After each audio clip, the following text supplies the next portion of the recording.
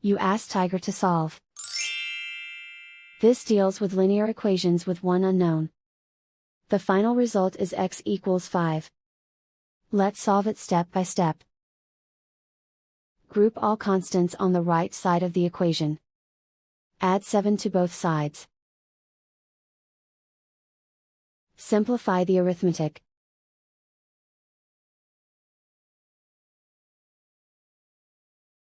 Isolate the x.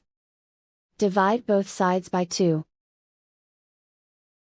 Simplify the fraction. Find the greatest common factor of the numerator and denominator. Factor out and cancel the greatest common factor.